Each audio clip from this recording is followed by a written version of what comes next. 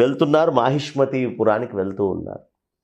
మాహిష్మతి పురాణం బీహార్లో ఉందని కొంతమంది, లేదండి మధ్యప్రదేశ్లో ఉంది అని కొంతమంది, ఇట్లా రకరకాలైనటువంటి వాదనలు ఉన్నాయి. పోనీ ఏదైనా మాహిష్మతిపురం ఒకటి ఉంది, అది ఉజ్జయిని వెళ్ళినప్పుడు అక్కడ ఇంకో చిన్న రాజ్యం కింద ఉంది అని కూడా మన వాళ్ళు చెప్తారు.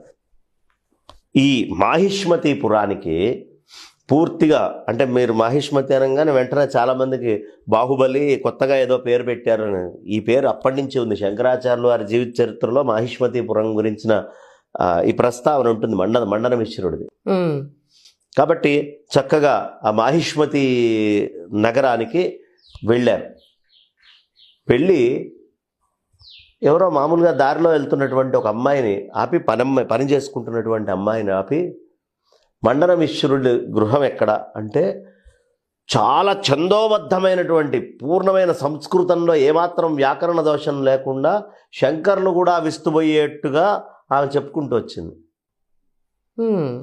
ఎవరి ఇంటి ముందు చిలకలు వేదాల గురించి శాస్త్రాల గురించి చర్చ చేస్తాయో, వేదాలు స్వతః ప్రమాణమా పరతః ప్రమాణమా అని మాట్లాడుకుంటూ ఉంటాయో, ఈ జీవ సృష్టి గురించి మాట్లాడుతూ ఉంటాయో, ఎవరింటి ముందు చిలకలు, అట్లాంటి ఇల్లయ్యా మండన మిశ్రుడిది, ఆ ఇంటికి వెళ్ళండి, ఈ ఊళ్ళో అట్లా నడుచుకుంటూ వెళ్ళండి అని మండన మిశ్రుడి యొక్క ఖ్యాతి మొత్తాన్ని చెప్పడం జరుగుతుంది. కాబట్టి మండన మిశ్రుడి యొక్క ఖ్యాతి ఎంతయ్యా అంటే అతను ఉన్నటువంటి గ్రామంలో అతి సామాన్యులు కూడా మహాపండితులు. అతని ఇంటి ముందు చిలకలు కూడా సంస్కృతము వేదము వేద యొక్క అర్థాల మీద చర్చ చేస్తున్నాయి, మీమాంసా చర్చలు చేస్తున్నాయి శాస్త్రం. పక్షులకు కూడా నేర్పినట్లు, పక్షులకు కూడా అంటే ఇక రోజు అదే వాళ్ళ ఇంట్లో రోజు ఏం నడిస్తే చిలకలు అవే పలుకుతాయి కదా. చిలక పలుకు అంటే అది ఎక్కువ ఏది వింటుందో అది పలుకుతుంది. వీళ్ళు ఎంతసేపు ఉన్నా ఇదే మాట్లాడుతున్నారు, నిత్యం నిద్రలేస్తే. ఆ చిలకలకు కూడా వీళ్ళు మాట్లాడేటటువంటి విషయాలే బయటకు వస్తున్నాయి.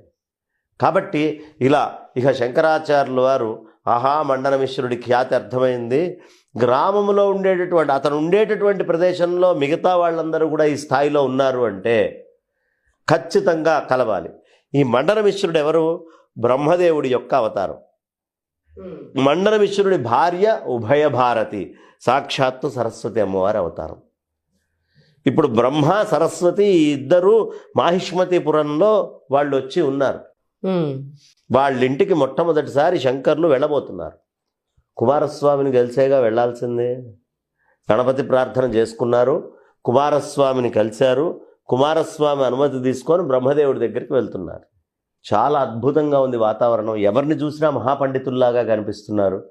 ఈ చిలకలు ఎదురుగుండా మాట్లాడుకుంటున్నాయని చెప్పాంగా, స్వతః ప్రమాణాల పరితః ప్రమాణాల, ఈ ప్రపంచం ఏమిటి, దీని యొక్క మాయాస్వరూపం ఏమిటి, ఇది మిథ్య ఎక్కడ, ఇట్లాంటి విషయాలు వేదాంత చర్చలు చేసుకుంటారు. శిష్యులు అడిగారు, ఏంటి గురువు గారు ఎక్కడైనా చిలకలు కూడా అంటే, లేదు నాయన, చిలకలకు ఒక స్వభావం ఉంటుంది, అది ఎక్కువగా ఏది వింటే అది మాట్లాడుతుంది. వీని దగ్గరకు వచ్చి అనేక చోట్ల నుంచి పండితులు రకరకాలైనటువంటి ప్రశ్నలు ఆయన అడుగుతున్నారు. వాళ్ళు అడిగినటువంటి ప్రశ్నలకు ఆయన సమాధానం చెప్తూ ఉన్నారు. ఆయన ఏం చెప్తున్నారో ఈయన ఏం చెప్తున్నారో మననం చేసుకొని అవే పలుకుతున్నాయి చిలకలు. కాబట్టి ఇవి చిలక పలుకులే అని చెప్పారు. చెప్పి మెల్లిగా మండన మిశ్రుడి ఇంటిని కనుక్కొని మండన మిశ్రుడి ఇంటి దగ్గరికి వెళ్ళారు. వెళ్ళేటప్పటికి తలుపులు 2 బిగిచ్చున్నాయి, మొత్తం ద్వారాలు మూసేసి ఉన్నాయి.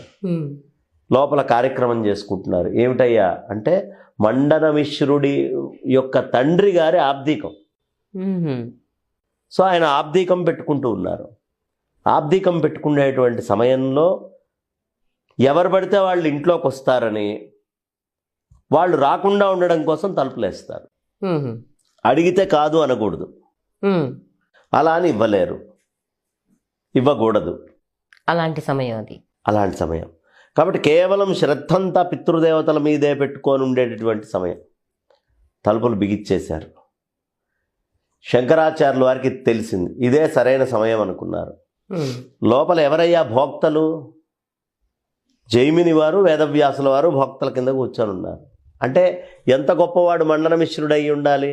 వాళ్ళ నాన్నగారి ఆబ్దీకానికి ఈ స్థాయి వాళ్ళు అంటే సాక్షాత్ బ్రహ్మదేవుడే అబ్ధికం పెట్టేటప్పుడు వ్యాసుల వారు జైమిని రావడంలో విశేషం ఏముంది? కాబట్టి వాళ్ళు వచ్చి కూర్చొని ఉన్నారు. శంకర్లు అన్నీ లీలలే అని చెప్పుకున్నాం కదమ్మా. ఇది ఒక అద్భుతమైన లీల. తలుపులు వేసినట్టున్నాయి, పైనంతా మూసినట్టు ఉన్నాయి. శంకరాచార్యుల వారు శిష్యులందరూ చూస్తున్నాం కానీ ఆ తలుపులో నుంచి అట్లా నడుచుకుంటూ దాటి వెళ్ళిపోయారు అవతల పక్కకి. అంటే మాయలాగానా?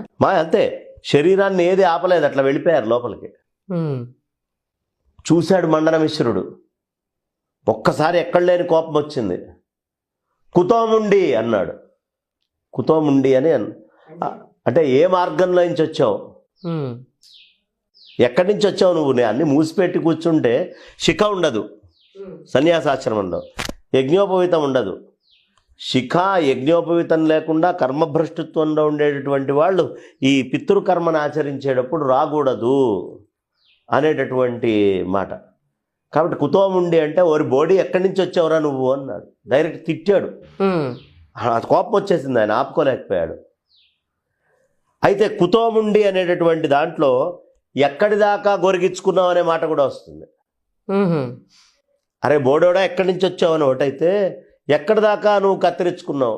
శంకరాచార్యులు వారు మొదటి మాటగా తీసుకోకుండా ఏడిపిద్దాము, కోపం మీద ఉండేవాడిని బాగా ఏడిపించాలి. ఆగళాత్ముండి అన్నారు.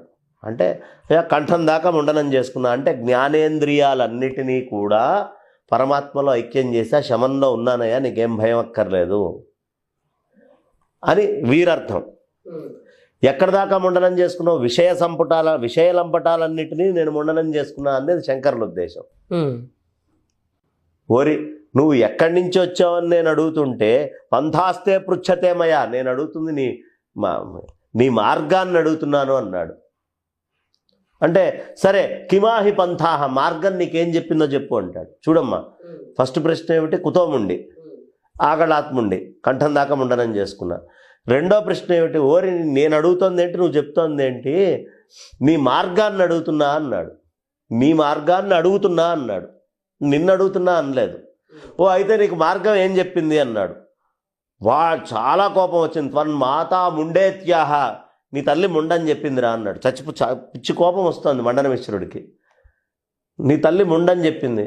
ఓ అయితే నువ్వు అడిగావు, ఇప్పుడు నా మార్గం చెప్పింది అన్నావు, నువ్వేమని అడిగావు అన్నా, నీ తల్లి ముండా అని చెప్పింది అన్నావు. ఓహో అయితే సరే, నీ తల్లి ముండని నా మార్గం చెప్పింది అనమాట, మంచిదే అన్నారు. అంటే ఏ తిట్టు ఆయన దగ్గర ఉంచుకునేవారు కాదు, వెంటనే సమాధానం చెప్తున్నాడు. వెంటనే ఆయనకి చాలా కోపం వచ్చింది. తథైవహి అని అనేసాడు కదా, అనగానే వెంటనే సురాపీత అన్నాడు. సురాపీత కిము అనగానే మందు దాగావా, ఏం మాట్లాడుతున్నావు అని దాని అర్థం. సురాపీత అంటే మందు దాగావా అని. శంకరాచార్యులు వారు ఏం చేశారు, దాన్ని సొగసుగా మార్చారు. పీత వస్త్రాలు అని విన్నామమ్మా. పీతము అంటే పసుపు, సురా పీత అంటే సుర పసుపచ్చ రంగులో ఉంటుందా, సురా పీతాకిము అనే అర్థం దానికి తీసి సురా శ్వేత నతు పీత అన్నారు. అది తెల్లగా ఉంటుందండి, పసుపచ్చ రంగులో ఉండదు. అంటే పూర్వం కళ్ళు ఇవే కదా దొరికేది, అది పసుపచ్చ కాదండి, తెలుపు అనగానే వెంటనే అయినా త్వం తద్వర్ణం జానాపి కిం, అబ్బో నీకు దాని రంగు కూడా తెలుసు అనమాట అన్నాడు మండనమిశ్రుడు. మాకుత్త రంగే తెలుసు, అహం వర్ణం భవాన్ రసం, దాని రుచి కూడా మీకు బాగా తెలిసి ఉంటుంది కదా. ఎందుకంటే యజ్ఞయాగాదులు అంటే నిత్యం సోమపానమే కదా మీరు చేసేది. యజ్ఞంలో సోమపానం చేసేటువంటి మీకు రుచి తెలుస్తుంది కానీ మాకేం తెలుస్తుంది అని చెప్పకుండా ఇక ఒకళ్ళనొకళ్ళు చాలా దారుణంగా దూషించుకుంటున్నారు. మధ్యలో వ్యాసుల వారు కలగజేసుకున్నారు. వచ్చి నాయన, వచ్చినవాడు సామాన్యుడు కాదు. ఎందుకంటే వ్యాసుల వారు ఇంతకు ముందే బదర్లో ఆయనే కదా అనుగ్రహించింది. ఖచ్చితంగా గురువు గారి యొక్క పదపద్మాలు ప్రయాగ దాటి మాహిష్మతి వచ్చేటప్పటికి మళ్ళీ వ్యాసుల వారికి అనిపించారు. అక్కడ వ్యాసుల వారి సన్నిధిలోనే ఒప్పందం చేసుకున్నాడు ఆయన. సరే ఏం కావాలి చెప్పండి మీకు అన్నాడు. అతిథి మర్యాదలు చేస్తాను, మీరు చెప్పిన మాటకి గురువుగారు నేను గౌరవిస్తానని చెప్పి అప్పుడు శంకరాచార్యుల వారితో గౌరవంగా మాట్లాడి మీకేం కావాలో చెప్పండి అన్నారు. శంకర్లు అన్నారు, నాకు వాదభిక్ష కావాలి అన్నారు. నాకు మామూలు భిక్ష అక్కర్లేదయ్యా, వాదభిక్ష కావాలి. సరే, నేను నా పైతృకం మొత్తం పూర్తి చేసుకుంటాను, ఇవాళ మీరు విశ్రాంతి తీసుకోండి, మనం నా పైతృక కార్యక్రమాలన్నీ అయిపోయిన తర్వాత వాదభిక్ష అనేది మొదలు పెట్టుకుందామని చెప్పారు. వెంటనే వాదభిక్ష అనేటటువంటిది ఆరంభమైంది. ఒప్పుకున్నారు, అంతా సంసిద్ధమైంది. మరి మా ఇద్దరి మధ్యలో ఎవరు న్యాయ నిర్ణేత అంటే వ్యాసుల వారు కూర్చుంటారా, జైమిని వారు కూర్చుంటారా అంటే మేము వద్దు నాయన, అంతకంటే గొప్ప ఇక్కడ అవతారం తీసుకొని ఉన్నారు. ఎవరు అంటే సాక్షాత్తు మండనమిశ్రుడి భార్య ఉభయ భారతి ఉమ్, సరస్వతి అమ్మవారు, ఆవిడ న్యాయ నిర్ణేత అన్నారు. చూడండి శంకరాచార్యులు వారు స్త్రీలకు ఎంత ప్రాధాన్యత ఇచ్చారు చూడండి. ఆ రోజుల్లో స్త్రీలు ఎంత తెలివిగల వాళ్ళో చూడండి. మన బ్రహ్మదేవుడు పరమేశ్వరుడు వాదన చేసుకుంటున్నారా, దానికి సరస్వతి అమ్మవారిని తీసుకొని వెళ్ళి కూర్చోబెట్టారు. సరే వెంటనే ఆవిడ అంగీకరించింది. ఆవిడ అంగీకరించి సరే దాన్నే ఉంది, తప్పకుండా అండి, మీ అందరి యొక్క ఆజ్ఞ అయితే నేను అలాగే ఉంటాను అని చెప్పింది. అని చెప్పి ఆవిడ ఇద్దరికి 2 పూలదండలు తెప్పించింది. తెప్పించి ఇద్దరి మెడలో పూలదండలు వేయించింది ఆవిడ. ఎవరి మెడలో దండ ముందు వాడిపోతుందో వాళ్ళు ఓడిపోయినట్టు అని చెప్పింది. ఉమ్. అని చెప్పి ఆ మెడలో దండ వేసింది.